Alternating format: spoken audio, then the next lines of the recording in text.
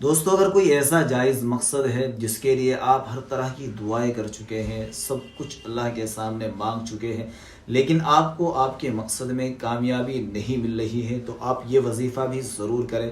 مجھے امید ہے انشاءاللہ اس کی برکت سے آپ اپنے مقصد میں کامیاب ضرور ہو جائیں گے۔ قرآن کریم کی چند آیات ہے، آپ کو 14 مرتبہ عشاء کی نماز کے بعد اول آخر تین تین دفعہ درود شریف پڑھ کر اس وظیفے کو اگر آپ کر لیں گے تو اللہ آپ کو آپ کے جائز مقصد میں کامیابی ضرور عطا فرمائیں گے۔